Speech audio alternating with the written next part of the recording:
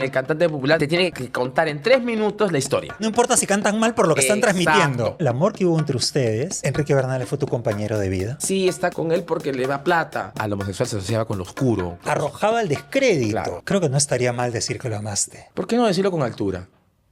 Con elegancia. Te invito a decirlo.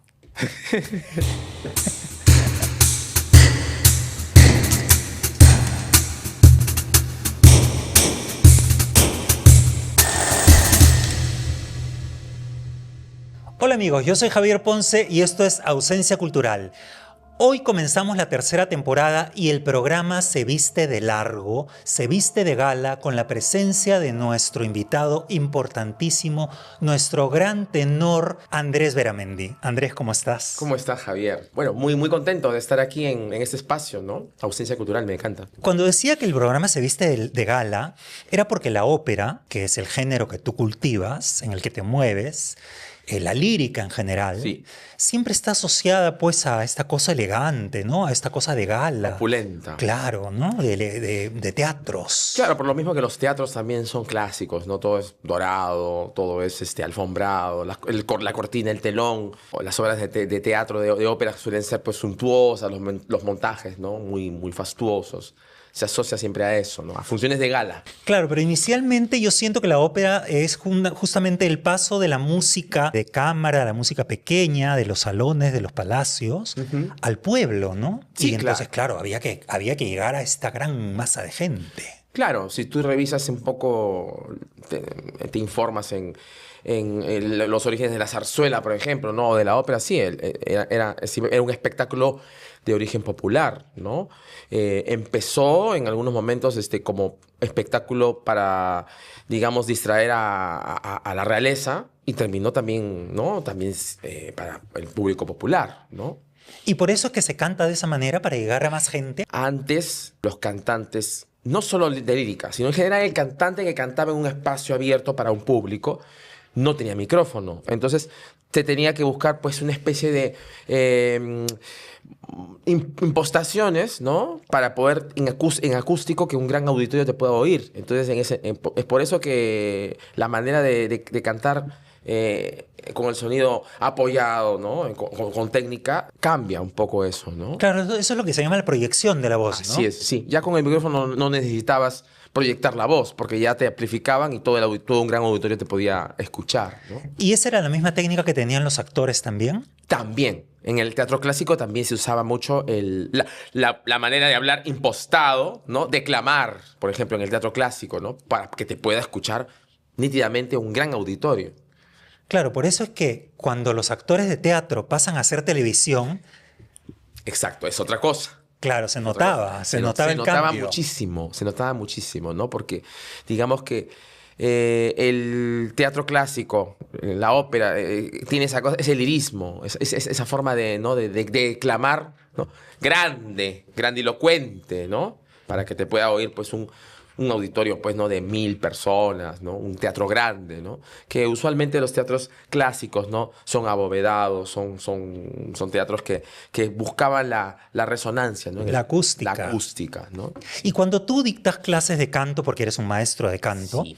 cuando tú dictas clases de canto y tienes un alumno, por ejemplo, que quiere dedicarse al canto popular, es decir, no necesita tener esa proyección, ¿tú lo obligas a tener esa proyección o lo mueves hacia eso? No, porque sería absurdo, porque no tiene nada que ver, porque son dos tipos de canto totalmente distintos. Si yo canto ópera, yo no puedo cantar con un micrófono impostando la voz porque reviento el micrófono, ¿no? Claro. Es normal. Obviamente, apoyado de un micrófono tengo un tipo de canto diferente y distinto. Uso voz mixta, otro tipo de técnicas, ¿no? Que aparecen en el canto popular, ¿no? Entonces yo no puedo, si yo tengo un alumno que canta salsa, yo no puedo pretender que él pues cante salsa con una voz lírica y atenuada. Es imposible, no está en el estilo. Claro, pero eres de los pocos maestros de canto que hace eso, porque yo recuerdo cuando comencé a tomar clases de canto hace... Te llevaban al lirismo. Felizmente encontré una profesora que se llamaba Margarita Ponce, nada mío por supuesto. Maravillosa. Maravillosa Margarita Ponce, que era la única profesora en ese momento que no te llegaba el canto hacia lo lírico, porque había probado, por ejemplo, a Manuel Cuadros. Que te llevaba más hacia lo lírico. Claro, Sí, claro. sí. Suele pasar que si tú vienes del mundo de la ópera, claro, te enseñas lo que tú sabes, ¿no? También pasa que llegan chicos con voces popular que me dicen yo quiero cantar ópera. Para cantar lírico hay que tener de naturaleza una cierta voz con una naturalidad que te lleve al lírico, ¿no? Hay voces que nacen, en realidad el artista, la voz nace. Lo que hace el estudio es cultivarlo para que este talento que tú lo tienes innato, lo amoldes, ¿no? Lo pulas. Pasa también muchísimo que hay mucha gente que nace con talentos para la lírica fabulosos, pero no estudia técnica. Y entonces lo que ocurre es que la voz se maltrata, pierde condiciones con la edad y bueno, y se arruina, ¿no? Y es verdad esto que se decía, que un cantante tiene que escoger su repertorio de manera muy delicada, es decir, quedarse solamente con 3 o 4 autores o compositores, porque si canta mucho, que es lo que le decían que le pasó a la Calas, ¿no? Sí. Que ella cantaba Verdi Sí. y también Wagner y se destrozó la voz. Sí. De alguna manera, bueno, esto en el mundo moderno se ha desprendido un poco, ¿no? Sí es cierto, es verdad que el cantante debería escoger mejor su repertorio, un repertorio mucho más adecuado a su voz, al estilo de su voz, a su edad, para poder perdurar en el tiempo, ¿no? Sabemos que los cantantes líricos tienen un agente que es el que los vende y los ofrece a las grandes producciones, ¿no? ¿Tu agente te vende como alguien que canta Verdi, por ejemplo, o te vende como La Carmen, o te vende... Lo que pasa es que hay agentes y agentes. Hay muchísimos agentes que no saben de canto. Hay agentes que prácticamente te pueden destruir la carrera porque te pueden poner a cantar cosas que no son adecuadas para tu tipo de voz o para la edad en la que tienes, ¿no? Un poquito complicado. Claro, te pueden conseguir un contrato para un papel, pero ese papel finalmente lo que termina es sobreexigiéndote Exacto. o malogrando tu imagen. Exacto. Y luego con ellos no es. Entonces eso hay que tener cuidado, que hoy en día somos producto. Entonces el producto, ¿qué pasa? Que el producto, si tú funcionas y aguantas, vas a aguantar. Pero si no aguantas, no pasa nada, te descartan y viene otro que está atrás. A diferencia de antes, que antes solamente se daba espacio a las grandes voces maravillosas y los talentos que eran, pues no. Y hoy en día hay mucha gente, hay más teatros y todo es más rápido. ¿Y se está haciendo ópera con micrófonos? Sí, actualmente se está haciendo ópera amplificada. A maestros que pegan el grito en el cielo porque no es lo adecuado. Pero es a lo que nos ha llevado a la vida moderna, ¿no? Muchos sitios amplificados. Entonces con lo cual los cantantes tienen que tener una preparación, pues, técnica fuerte, ¿no? Claro, pero es Para distinto, aguantar. ¿no? Es distinto si estoy preparado y educado para proyectar mi voz en un teatro, que me pongan un micrófono acá, porque ahora los micrófonos son La como si te sensación. fueras un sticker, Sí, ¿no? sí. Y entonces tienes que achicar tu voz y reducirla Sí. para el micrófono. O probar, porque lo que pasa es que también a veces hay voces que tienen mucha resonancia y entonces se hace pues lo que dicen una prueba de sonido, ¿no? Una prueba de micrófono para que coja los armónicos bonitos de tu voz, ¿no? Se podría decir, tú me confirmarás mi sospecha, que la ópera se ha transformado, o sea, la versión moderna de la ópera hoy es el teatro musical. Los Sí, musicales. Claro, de alguna manera ópera viene de obra, ¿no? Es una obra teatral. Una obra teatral, una obra cantada. Tú estás contando una obra de teatro cantada. En la zarzuela es lo mismo, con la diferencia que tienen los diálogos hablados. Entonces tú mezclas el canto lírico con el teatro, que es un poco también la versión del musical, porque el musical es lo mismo, actuación y canto, con la diferencia que en el musical el canto ya es un canto amplificado. Y la historia de la ópera también, el tipo de canto va cambiando según la época. Si tú vas por ejemplo, al barroco, ¿no? La época de Mozart, se tenía un canto distinto al que aparece luego en la época del romanticismo, en Verdi, o también cuando aparece después Elvin en la época del verismo. El canto también va cambiando, el canto lírico va cambiando, el estilo del canto lírico va cambiando. Entonces no es lo mismo un tenor rossiniano que un tenor que canta Wagner. Son géneros, maneras de canto distintas que van apareciendo en el tiempo. Aparece Wagner y los compositores empiezan ya a querer escribir como escribía Wagner. Por eso es que aparece Puccini, que es muy wagneriano, aparece Leoncavallo, que es muy wagneriano, ¿no? Y también el tipo de canto cambia, ¿no? Y es interesante eso. En Perú no es que tengamos una gran tradición de tenores, no. pero tenemos algunos, ¿no? Alejandro Claro, Granda, sí. Luigi Luigi Alba, que llegó a cantar con María Callas, Claro, Ernesto Palacio, Francesco ¿no? Petrozzi, Que hizo una carrera también muy, muy interesante, muy notoria. Todos cantantes que... Juan Diego Juan Flores. Diego Flores, bueno, de los más actual que tenemos, Y ¿no? bueno, luego aparece Dempsey Rivera, que lamentablemente se nos fue el año Que 2016. sí, es una lástima, un chico que tenía un talento fabuloso, fantástico, una voz maravillosa, pero no solamente la voz, sino tenía una extensión vocal y una agilidad vocal que pocos tenores en el mundo tienen, ¿no? Y si ese chico hubiera seguido vivo, yo creo que hubiera dado muchísimo que hablar, ¿no? Porque, como te vuelvo a repetir, ese tipo de talentos nacen y con el estudio lo pules y es como un atleta. Claro, tienes que tener condiciones físicas de nacimiento. Exacto. Es como un atleta, como un futbolista. Es lo mismo, un deportista. Porque el cantante lírico canta con el físico. Tenemos que respirar bien, porque en el canto todo es respiración. Y yo me acuerdo que Margarita Ponce me mandó a hacer aeróbicos. Sí, claro. claro. Y yo me quedé así y le digo, pero a mí no me interesa hacer ejercicio. No, me dijo, tienes que hacer ejercicio, si no esta cosa no funciona. Y por primera vez en mi vida me puse a hacer ejercicio. Y lo grande de Margarita Ponce además era que trabajaba con todos los cantantes populares y ella conocía de música popular. Sí. Ella, acuérdate que ella decía, escucha a Cerati, no escuches a tal otro porque tiene vicios, ¿no? Y entonces, según ella, uno escuchaba a malos cantantes y te pegaban los vicios. Sí, es que es interesante en el canto popular porque ya no hablemos tanto del canto lírico, vamos al canto popular. Hay muchos ejemplos, ¿no? De cantantes populares en la historia que han tenido un lirismo interesante, ¿no? Por ejemplo, mira, tú escuchas a José José, ¿no? Claro. Impresionante. No pensemos tanto en la voz, sino en el tipo de canto, que con 2 o 3 frases te convencían y te contaban la historia. A diferencia de un cantante de ópera que de repente tiene que asumir una obra determinada de teatro y contarte una historia, en el cantante popular te tiene que contar en 3 minutos la historia. Y en esos 3 minutos chiquitos tienen que convencerte. Escuchas, por ejemplo, Nino Bravo, como con la voz que tenía, porque tenía una voz maravillosa, enorme, grande, cómo transmitía, ¿no? Cómo te paraba los pelos. Rafael, por ejemplo, un monstruo no solo de la escena. En la lírica, en la ópera, se puede uno permitir también expandirse actualmente. Por ejemplo, es lo que hizo la Callas, ¿no? Sí. Que ella rompe toda la manera de cantar, que era súper Exacto. clásica.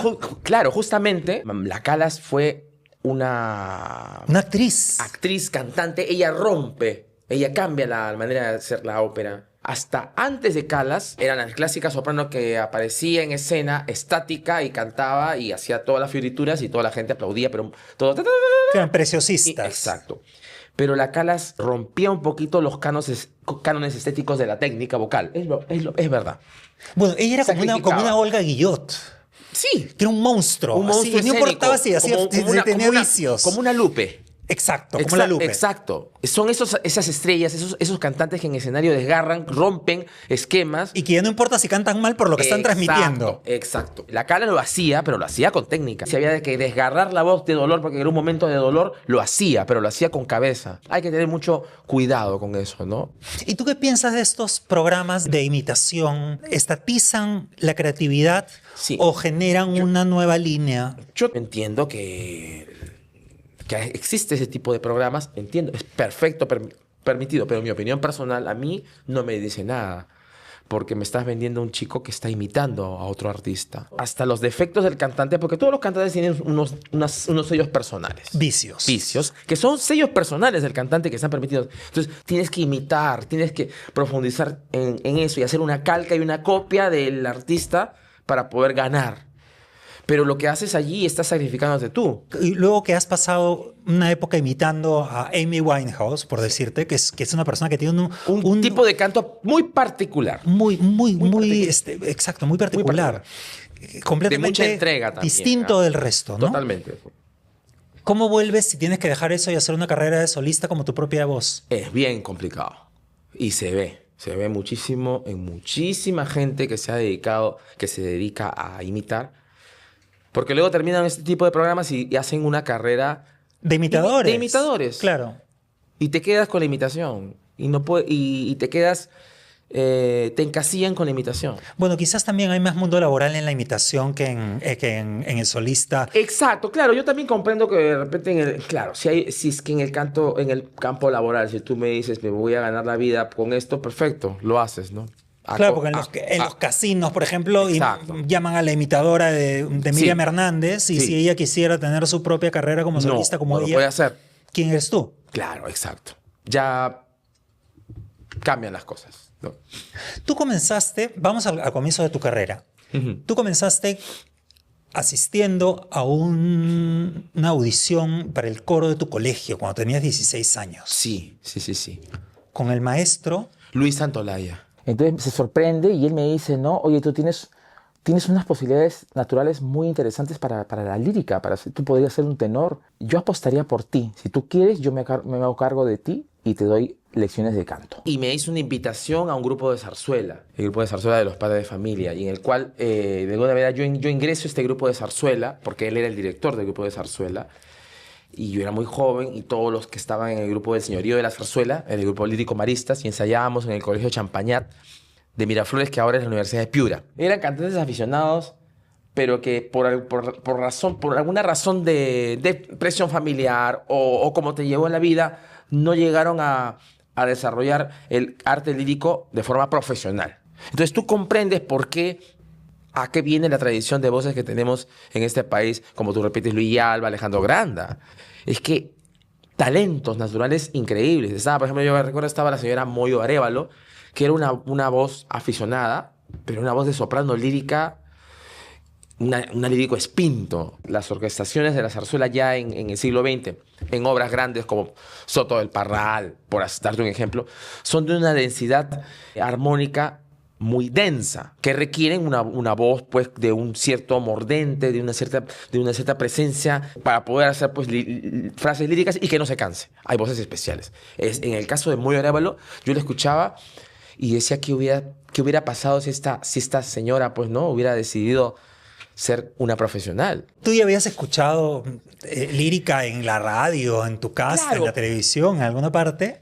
Digamos que todo esto me abrió a recuerdos que yo tuve que tenía de niñez. En los años 80 en Panamericana se pasaba en la noche un programa que se llama Antología de la Zarzuela. En esa Antología de la Zarzuela los cantantes doblaban, pero me impactó la manera de cómo cantaba la gente, actuaban. Y yo decía, qué raro es esto, ¿no? Y encima, yo, pues, que era un niño,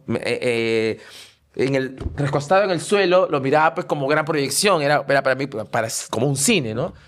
Y entonces yo miraba cómo cantaban estos cantantes líricos y decía, wow, qué maravilla, qué cosa es esto, no entendía qué era, no entendía nada, pero me encantaba. Mi abuela le gustaba mucho la zarzuela, mi abuelo le gustaba mucho la ópera, mi abuelo era le encantaba mucho el tenor Tito Esquipa, le encantaba escuchar a Caruso, le encantaba también escuchar a Gardel, que Gardel, por ejemplo, es un cantante de tango, pero que tiene mucho lirismo. Exacto. La voz es lírica. Ahí tú puedes ver un cantante popular con lirismo, por ejemplo, ¿no? Ya años 30, que ya había micrófono, pero la manera de cantar era muy lírica.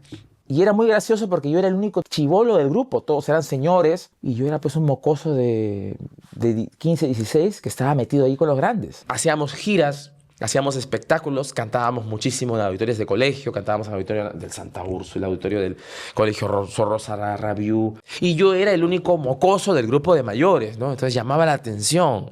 Y como tenía la voz naturalmente impostada y presente, peor, ¿no? También tenía mis amigos de generacional de mi edad, ¿no? Y cuando yo con ellos hablaba y les decía, estoy estudiando para cantar ópera, ¿qué es eso? Me decían, para cantar lírica, y les ponía la grabación y me veían como una persona rara y distinta, porque hoy en día ha cambiado un poquito. Pero estamos hablando de los años 90. En los años 90, un chico decía que yo voy a ser tenor, voy a ser un cantante de ópera, te miraban y decían, pobrecito, o este está loco. Los familiares, a mi mamá le decían, pero por favor, pero ¿qué va a ser de la vida de Andresito? Pobrecito, ¿cómo lo dejas así cantar como un cantante? Porque pensaban que el mundo del espectáculo, ¿no? Del vodevil. Del vodevil. Y la bohemia. De la bohemia, que iba a terminar muy mal, que no, que aconseja lo que ponga su causa en una carrera, una carrera de verdad. Se va a perder. Se va a perder. Se va a perder. Y entonces en esa confusión comenzaste a estudiar Derecho. Sí. Mi vida en serio iba por ese lado. Y el canto para mí era un refugio, pues. Yo ya tenía un cierto nivel de canto. Todavía no sabían clasificarme en qué tipo de voz. Me decían que era o barítono o tenor. Estaba en ese límite, pero claro, yo tenía 16, 17 años, 18 años. Pero en un momento, en el año 97, Ah, ocurre algo en tu vida que es como una película. que me cambia la vida. Claro. Sí, sí, sí, sí. Que además es como el relato de una película. Sí, ahora recordando el momento que yo viví, es una película. Es una película. Es una película, porque pasaba muchas situaciones extrañas y raras en las cuales ese año en particular, porque fueron como 4 o 5 meses que todo se aceleró. Eso que tú dices que no sé qué raro pasa que en un mes vives lo que vives en un año. Fue muy parecido. En el Igna de Miraflores se pasaban videos de ópera, zarzuela. Un día... Este grupo se llamaba Prolírica, creo, ¿no? No, Amigos de la Lírica. Amigos de la Lírica, claro. Que estaba... Es muy gracioso, porque estaba Miguel Molinari, estaba, no sé, qué 4 personas más, y estaba Enrique Bernales. En ese grupo. Miguel Molinari me dice, ya me había visto cantar en los grupos de zarzuela, cositas chiquitas. Y me dice, ¿por qué no cantas algo más grande? Quiero escucharte. Y entonces a mí se me ocurrió cantar la romanza de barítono de Los Gavilanes. Él se emocionó. Ahí en el himna. En el himna, no había nadie en el himna, a capela. Él se emocionó, me dijo que tenía una voz impresionante, maravillosa, que estaba impactado. Y me dice, se está convocando a voces, porque yo también trabajo para Prolírica. Se va a reinaugurar el Teatro Segura, se va a reponer la temporada de zarzuela después de 20 años, porque no se hacía zarzuela desde hace 20 años. Y era muy raro, porque yo cumplí 20 años. O sea, el 77 fue la última temporada de zarzuela en el Segura, que lo hizo Faustino García, un productor español. Y yo creo que tienes una voz importante, quiero que te escuchen. Que te escuche el maestro Andrés Arriaza, que va a ser el director del coro de la zarzuela. El maestro Arriaza me escucha y me dice, maravilloso, tienes un talento impresionante. Yo creo que sí puedes estar en el coro. Cuando uno es joven, es muy soberbio, muy inconsciente. Pero a veces hay suerte cuando tú empiezas. Y yo le digo al maestro Arriaza, maestro, ¿usted cree que yo podría cantar el rol protagónico? Porque yo me lo sé. Que es porque se hacían Los Gavilanes. Y él me dice, sí, yo creo que cuando seas grande, cuando seas mayor y cuando tengas una buena técnica, lo podrás cantar. Pero no, pero es que yo me la sé, me dijo. Yo quiero que me la escuche. Esa obra toda la vida se escuchó desde que yo era chico, se escuchaba en la casa de mi abuela. No, entonces lo tenía de oído. Como cuando alguien escucha en la radio una canción y se la aprende escuchando. Claro, sin leer en la partitura. Exacto.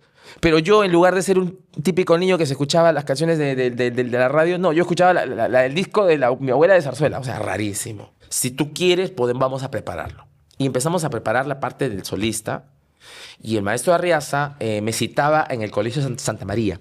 Paralelamente a esto, Miguel Molinari le dice a Enrique Bernales, oye, he escuchado un chico que tiene una voz de tenor que parece Mario del Mónaco, tienes que oírla. Entonces llega la compañía cubana, llegan todos los cantantes y a mí me habían dado un rol chiquito en la obra que es un interno, detrás del telón que no sale en escena. Habían 3 tenores de la compañía que llegaron a Lima y los 3 estaban mal de la garganta. Faltaba 2 semanas para el estreno. En la producción, o sea, en la parte de atrás de la producción estaba Enrique Bernales, Ivonne Garro, Miguel Molinari. Ivonne Garro era de Prolírica. Prolírica, la gerente Claro. de Prolírica. Y entonces que trabajaba con Enrique, eran todos, eran Prolírica. Exacto. Y entonces estaban sentados en el teatro y iban escuchando los suplentes y no les convencían. Entonces empezaban a llamar por teléfono, llamaron al Colón de Buenos Aires, llamaron a Municipal de Santiago de Chile, llamaban a México, llamaban a España para encontrar un tenor que se sepa la obra y que la pueda realizar en 2 semanas en el Teatro Segura, en la función de Lima. Y sí, encontraban los tenores, pero nadie tenía la agenda dispuesta para ir a Lima para cantar la función. Nadie, no había manera de encontrar un tenor que pueda cantar. Y entonces Arriaza le dice al director cubano, ¿por qué no lo pruebas a él? Pero una prueba chiquita en una salita de ensayo. Y yo les canto la romanza de La Flor Roja. Y el director dice, maravilloso, genial, fantástico, pero no sabes música, ¿no? No sé música. Ya, ese chico no sabe música. No tiene experiencia escénica. No ha cantado nunca con una orquesta. Tiene 20 años. Tiene 20 años, no lo conoce nadie.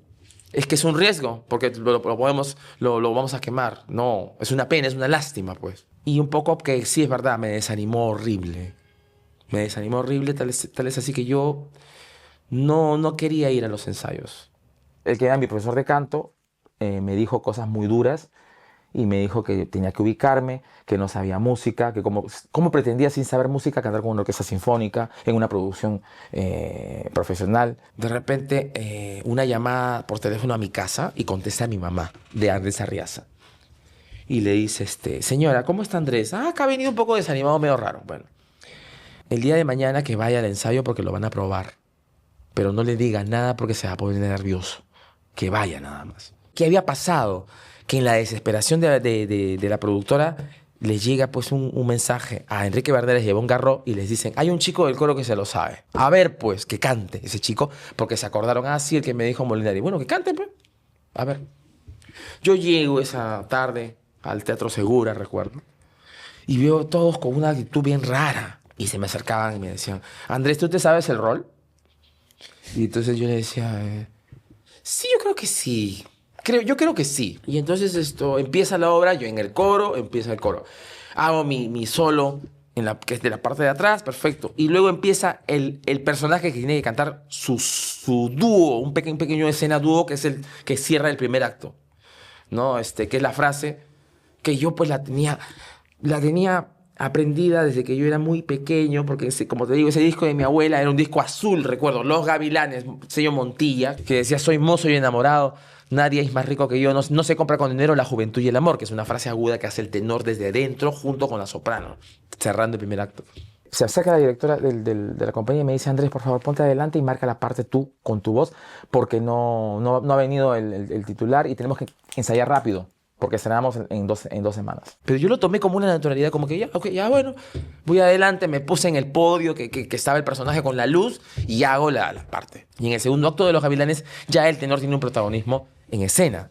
Porque sale, dice unas 4 frases, y luego tienes que cantar la romanza de la flor roja, que es la más famosa del tenor. Como había visto ensayar a todos los chicos anteriores, porque yo estaba ahí pendiente, porque era una cosa, yo estaba ahí y yo decía, ¿cómo quisiera estar allí? Y qué pena que no estoy allí. Y entonces había memorizado en la cabeza todos los movimientos escénicos. Y luego la siguiente escena que tiene el tenor es una escena muy lírica, muy lírica, dramática, que es el concertante de Los Gavilanes, con gran coro lírico y con los 4 solistas principales de la obra, que vienen jugando armónicamente frases agudas y graves, y yo ahí puse pues todo mi lirismo, todo mi dramatismo, ¿no? Guarda indiano tu tesoro, guarda indiano tu riqueza, no sé cuánto. Ivonne Garró, Enrique Bernares, Miguel Molinari estaban con la boca abierta. Decían, wow, esto es una cosa increíble, este chico, ¿dónde estaba este chico? Termina el ensayo, se me acerca la gente del coro, todos los chicos que eran amigos en ese entonces. Me felicitaron, qué bien. ¿Que te gusta el ensayo que has hecho? Me dice la directora, sí, estoy muy contento, muy agradecido por ustedes.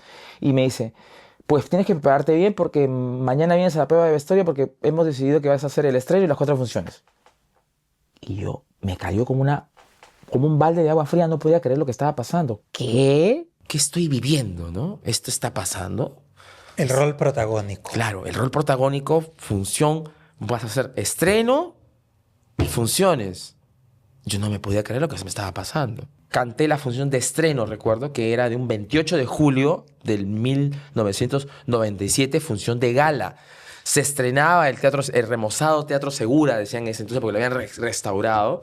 El alcalde de Lima era el señor Andrade. Fue una cosa como riesgo, porque también, bueno para mí porque me daba a conocer, pero también si me iba mal, me quemaba. Como yo era una persona que efectivamente no tenía experiencia escénica, porque nunca había hecho escenario, no estudiado actuación, no sabía nada, todo instintivo, hice algo que prácticamente en el teatro pues está prohibido de hacer. Tú no puedes salirte de personaje y cuando terminé gritaron, volteé y agradecí a todos, ¿no? Algo que no debía hacer. Y peor, caí bien. Fue una cosa...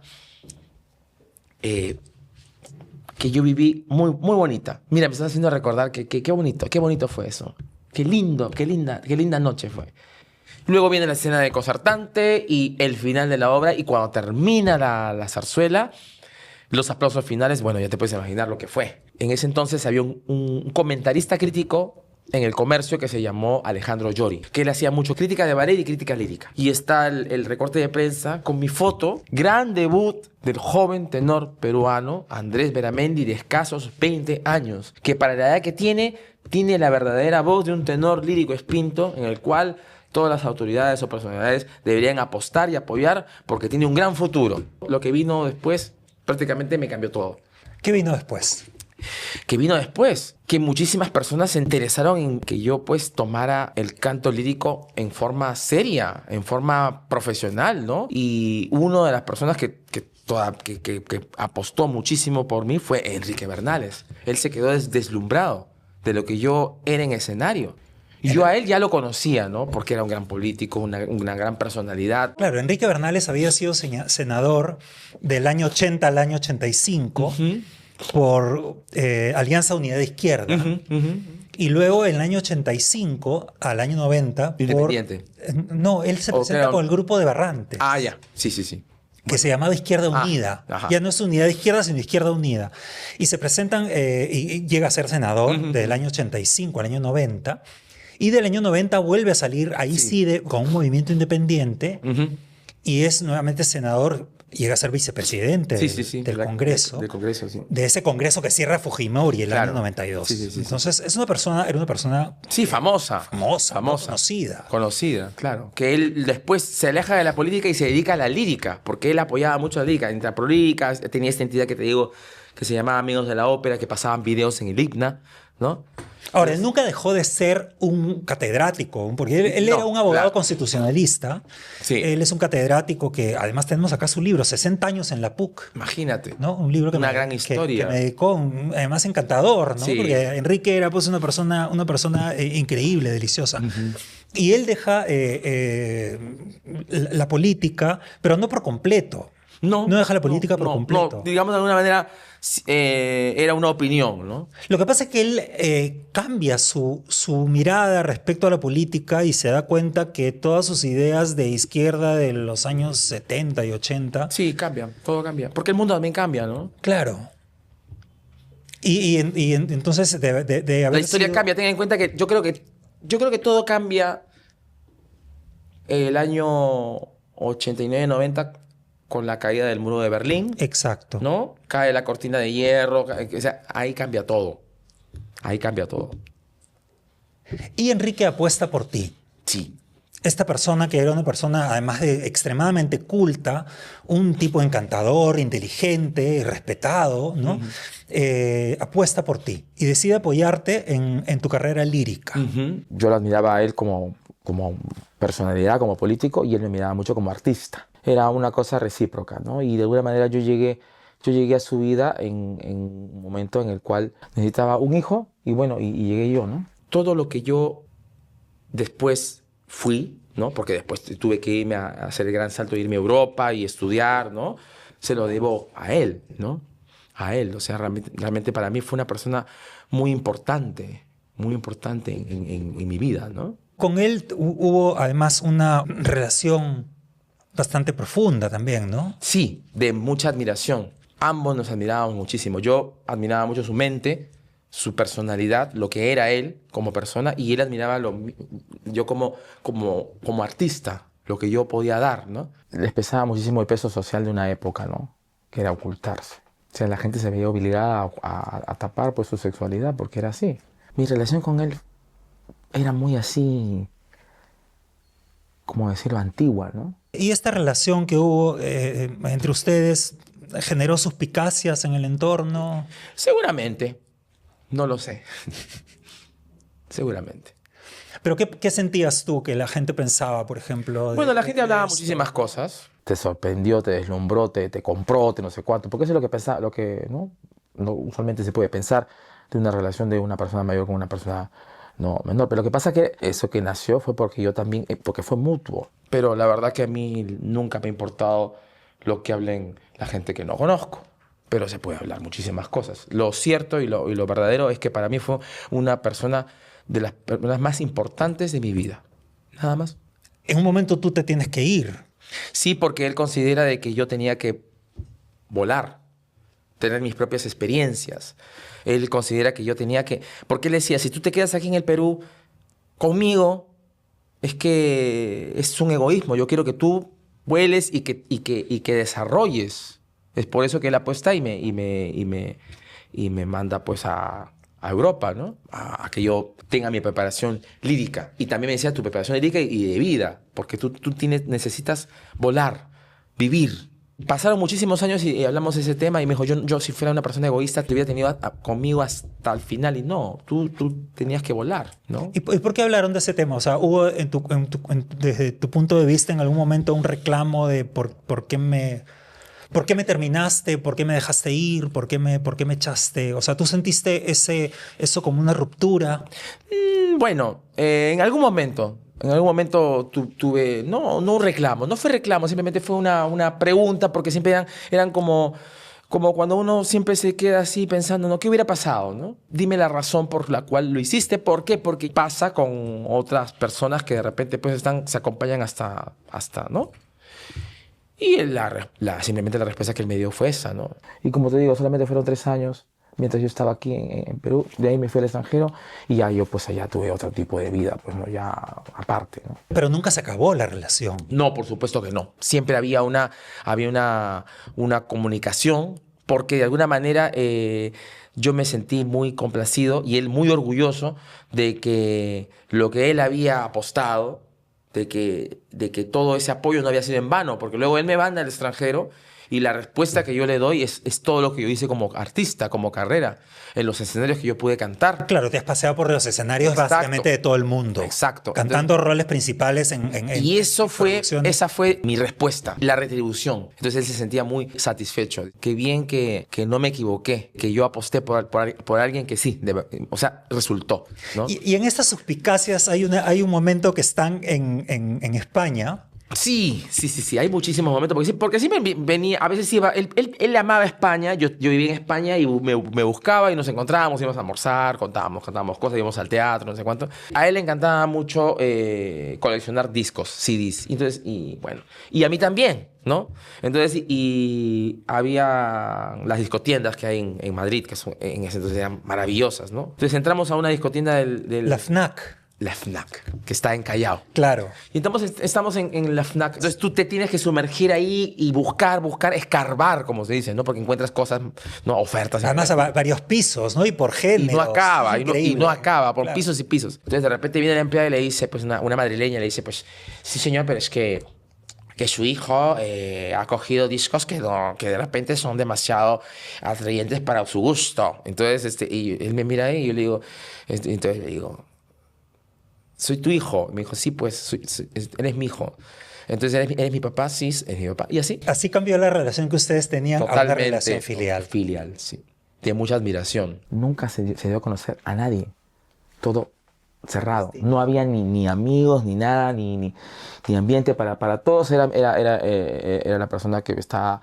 el mentor, que es esa frase, ¿no? Era mi mentor. Y esa relación ya prosperó y hasta el final de sus días, ¿no? Porque yo tampoco me desligué, porque siempre que yo venía aquí a Lima lo buscaba. Otra persona se aleja, ¿no? No, tú has estado con él hasta el último día, sí. 24 de noviembre del 2018. Sí. Que él nos dejó. Sí, porque estaba muy agradecido. Yo estuve siempre eternamente agradecido a lo que había hecho por mí. Por eso estaba junto a él, ¿no? Por eso siempre no dejé de verlo, no dejé de buscarlo. Tal es así que cuando él se puso muy grave, dejé muchos compromisos que tenía afuera. Muchísimo que tuve afuera, dejé, cancelé para estar con él, ¿no? Sí. ¿Tú lo amaste, Andrés? Lo admiré muchísimo. Sí. Creo que no estaría mal decir que lo amaste. Bueno, yo amo a mi madre. Yo amo la vida. Yo amo la lírica. Yo amo... ¿qué te puedo decir? El buen cine, el buen comer, lo fino, Y sí, bueno, sí, en ese sentido me preguntas eso, sí, puede ser que sí. Lo amé también, porque era una persona grandiosa, ¿no? Grandiosa, importante, una mente brillante. Yo creo que él te amó también. Puede ser, porque... Sí. No, lo que ocurrió entre ustedes y vamos a decirlo con sus letras, ¿no? El amor que hubo entre ustedes no es algo que se pueda negar ni esconder, ni más allá de etiquetas. Yo sí creo que lo que él hizo por ti, lo que tú hiciste por él y la respuesta que hubo entre ambos, eso es el amor. Sí, sí. Eso es el amor, que no tiene que estar contaminado con ningún otro elemento, ¿no? Por supuesto que Pero no. eso es el amor. Exacto, exacto. Que tiene de admiración, que tiene de cuidado, que tiene de recepción, que tiene de presencia. Así es, por supuesto. Totalmente de acuerdo. Totalmente de acuerdo. Y es algo maravilloso, ¿no? Que tuve, que tuve el privilegio de tener en mi vida. ¿Y por qué crees que sucede esta escena en España? Que la gente le parece intolerable que una persona joven tenga una relación con una persona mayor o que una persona mayor tenga una relación con una persona joven y te digan, ay, tu hijo. Bueno, porque creo Pero ¿y si es mi pareja? Pues,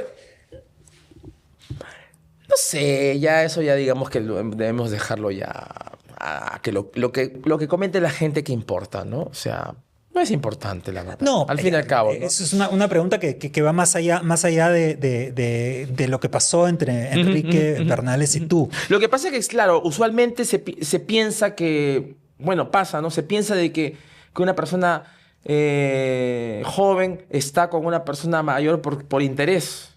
Se suele pensar superficialmente, es así. Ah, sí, está con él porque le da plata. Tu sugar daddy. Tu sugar daddy. Y bueno, en algunos casos es verdad, puede pasar. Pero en otros casos no. ¿No? En otros casos no, por ejemplo. Entonces, y luego está... Es que claro, lo que pasa es que lo que se ve superficialmente, ¿no? Sucede, pasa, ¿no? Se habla, se comenta, pero no... Esos serían algunos casos en los cuales la persona joven no tiene más que ofrecer que su juventud. Exacto. Pero en el caso tuyo tenías diferente. toda una promesa profesional. Como yo lo comento a ciertos conocidos, yo si era un chico de 20 años, escasos 20 años que ya había salido en el comercio como joven talento revelación, con un talento, ¿no? Con una proyección a futuro. Entonces no era un chico, no era un nadie, ¿no? Entonces es muy fácil, pues, comentar y hablar cosas, ¿no? Porque la gente, pues, es muy suspicaz, la gente habla pues, superficialmente cosas porque es así, ¿no? La ignorancia a veces es atrevida también. Sí, no, es completamente atrevida y además Totalmente. A la gente le gusta esquematizar todo, ¿no? Pero lo que sí me gustaría conversar contigo es... hemos visto muchos casos, independientemente del caso de Enrique Bernales, ¿no? Casos de mucha gente que ha construido el país y que de esa generación para atrás, ¿no? Que han tenido que ocultar su identidad, ocultar su orientación sexual, etcétera, porque si no destruían sus carreras.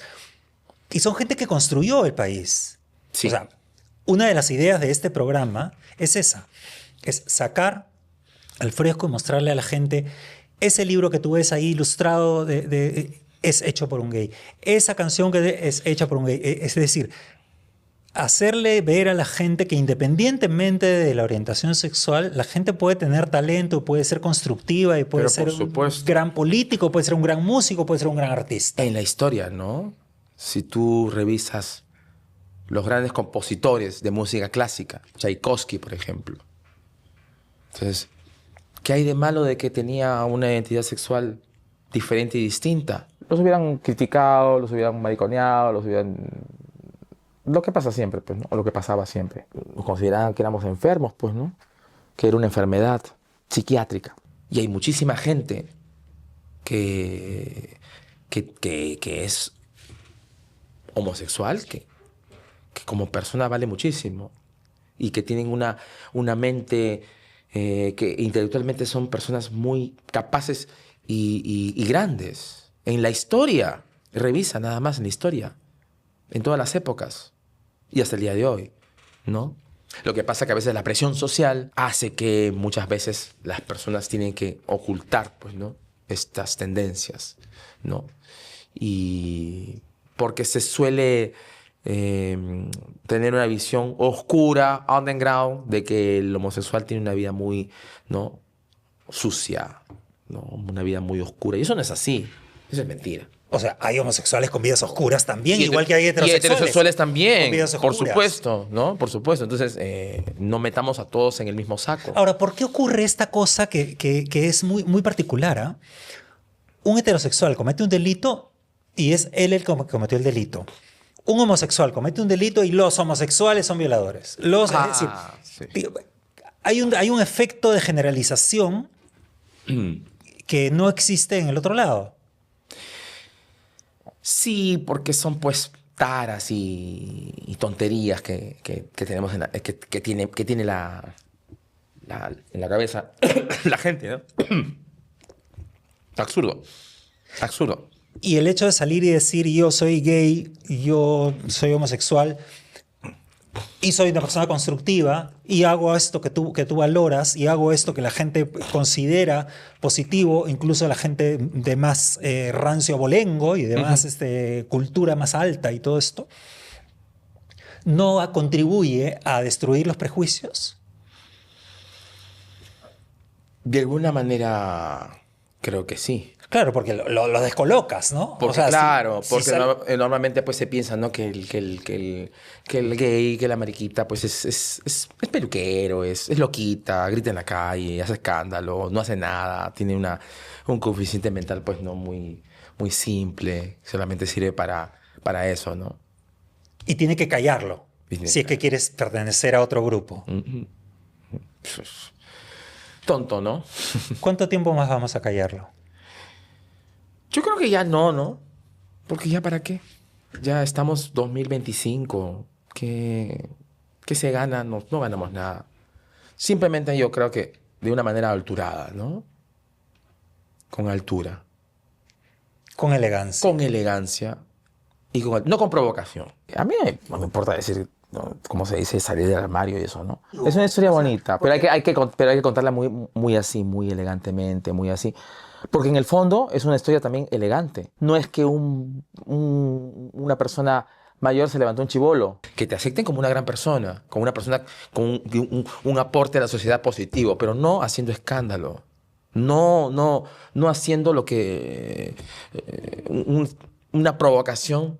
¿Escándalo para qué? Pero si los únicos que terminan haciéndose visibles son las personas que hacen escándalo y las personas que son valoradas públicamente lo callan por no perder lo que habían Bueno, conseguido. de alguna manera lo que pasa, de repente podemos estar hablando y retomando de alguna manera lo que dijimos al principio. Para eso estamos los jóvenes, ¿no? Yo vengo de una generación diferente y distinta. He vivido otras cosas. La generación, como tú mencionas, ¿no? De políticos anteriores, han vivido una generación de callar, de tapar, ¿no? De que se asociaba justamente, se asociaba al homosexual, se asociaba con lo oscuro, con los guetos. Hoy en día nosotros los jóvenes, bueno, yo soy, de alguna manera, me considero joven aún, tenemos otra óptica de las cosas, otra visión de las cosas, ¿no? Y podemos dar un aporte diferente y distinto, ¿no? Cambiar un poco eso, ¿no? Ya no vivimos las épocas que vivieron ellos, que tenían que callar.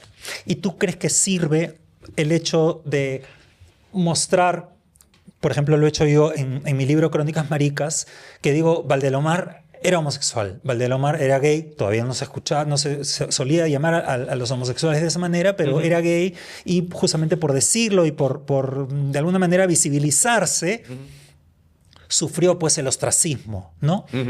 Pero sí me pareció importante, porque finalmente a él no le pasa nada, porque ya no está, decirle, ese escritor que tú valores, que tú valoras y que aparece en tu billete, no sé qué, es gay, ¿no? Entonces, ¿tú qué piensas del hecho de decir de una persona que ya no está que era gay? ¿Es una falta de respeto a su memoria? No, depende del enfoque como lo presentes, ¿no? No, yo te estoy hablando desde Sí. el punto de vista positivo.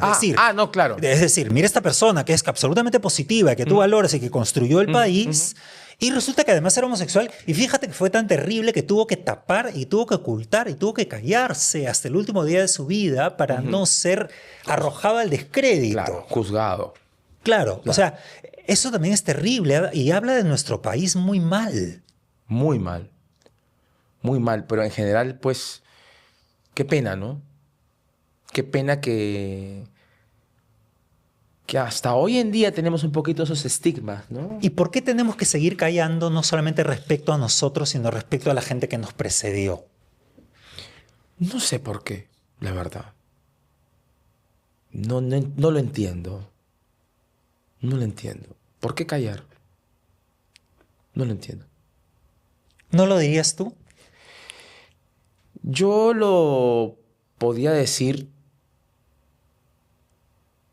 pero con una tonalidad y una altura, ¿no? Porque considero de que tú puedes llevar tu sexualidad con altura, ¿por qué no? Claro que sí. ¿Por qué no?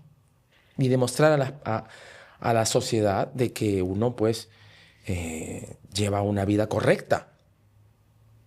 Correcta. Quitar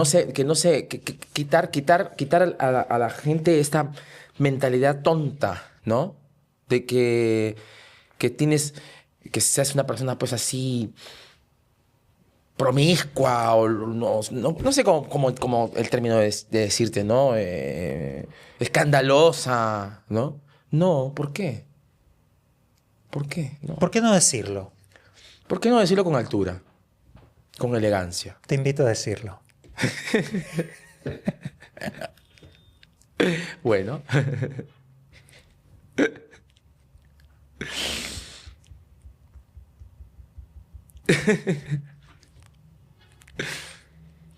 Bueno. No, es que no pasa nada. No pasa nada, absolutamente nada. O sea, es parte también Yo sí creo que si yo me callara algo y hubiera tenido que vivir escondiéndome, cuando yo no esté, que saquen al fresco todo. Porque eso va a hacer que la vida de los demás sea mejor, sea más libre y no se vean ellos obligados a callar como callé yo.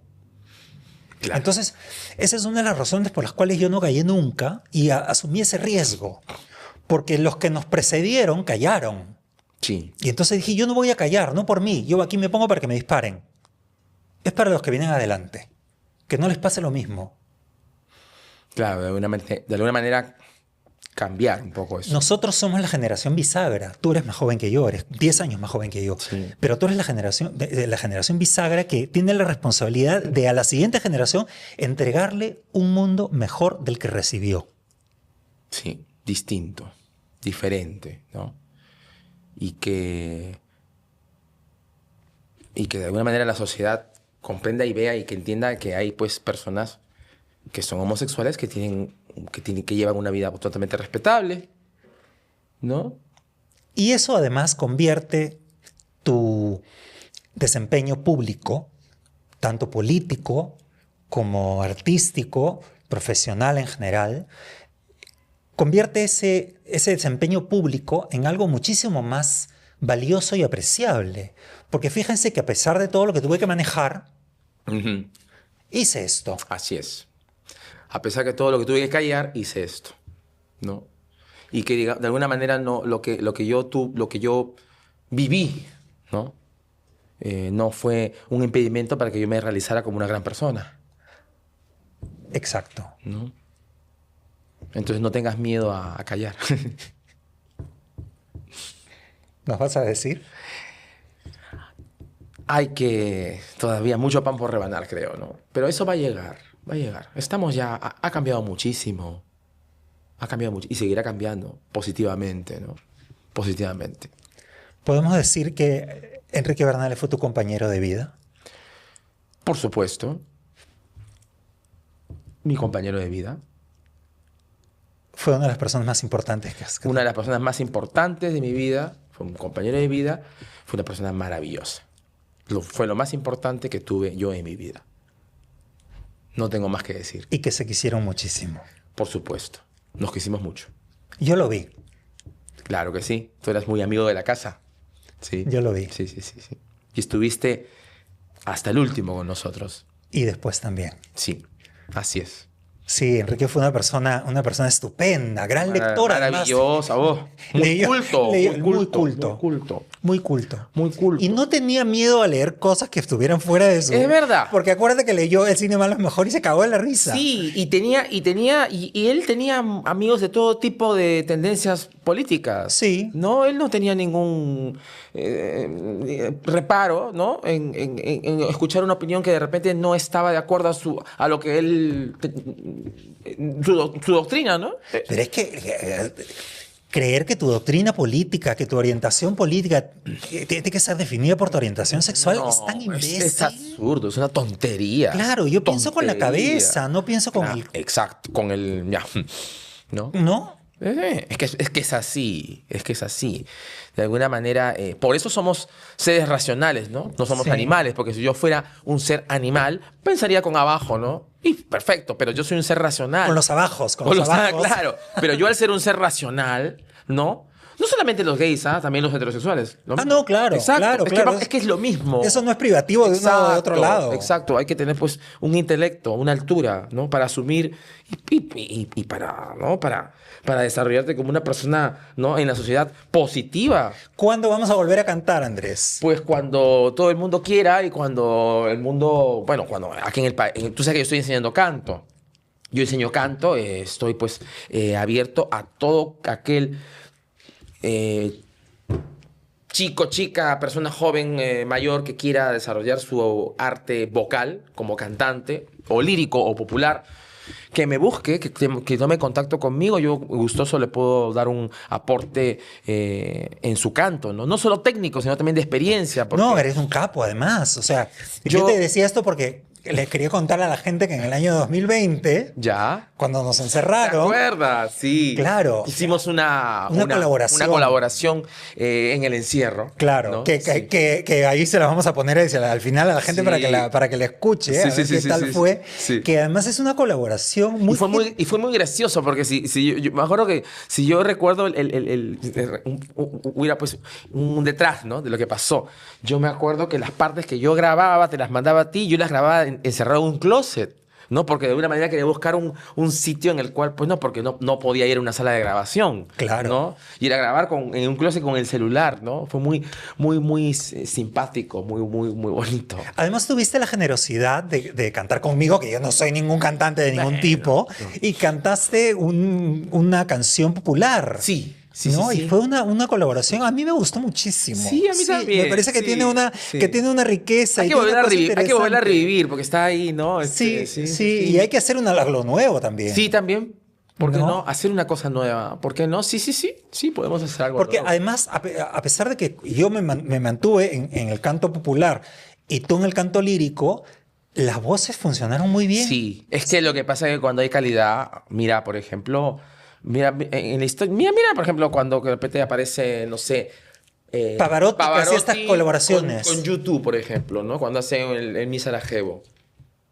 O sea, es maravilloso. Claro. Dos artistas en su género con calidad, unos rockeros y el otro de lírica, y no hay diferencia. Cantó hasta con Mercedes Sosa. Hasta con Mercedes Cantó Sosa, Caruso. hasta con Brian Adams, ¿no? O sea, bueno, Bocelli también con Marta Sánchez, ¿no? Claro, lo Y genial. hace poco con Karol G hizo un remake del Vivo per Ley. O sea, cuando hay calidad, no se puede juntar. Claro, y lo genial además es que estos cantantes populares no trataban de parecer líricos. No, es que no tienes por qué cambiar tu género. Tú con tu talento y cantas y lo haces. O sea que por ahí yo abro la posibilidad, no sé, si algún artista, por ejemplo, del género de hoy quiera hacer algo conmigo, yo también muy abierto a la posibilidad. No hay ningún problema. O sea, me parece genial, fantástico. A mí me parece que el rap y el reggaetón podrían quedar geniales con una cama lírica encima y volvería el rap. Siempre, todo si hacemos todo con un tratamiento serio, con un tratamiento bonito, con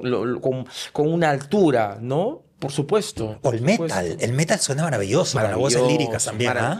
Maravilloso. Sí. Y hay muchos trabajos en el mundo. Con líricas, sí, Mago de Oz, Sí, exacto. por ejemplo. Exacto. Hay muchos trabajos y que quedan muy bien. Muy. O sea, todo con calidad, con buen tratamiento, con buen gusto, se puede. Hay que hacer algo metalero, Por Andrés. supuesto. Y a mí me encanta, a mí me encanta el rock. A mí el rock es una cosa que me apasiona. Me apasiona el rock, siempre, de toda la vida. Yo, si no hubiera sido cantante de ópera, hubiera sido cantante de rock o cantante de algún género, no sé, urbano, lo que sea, pero me encanta, me encanta.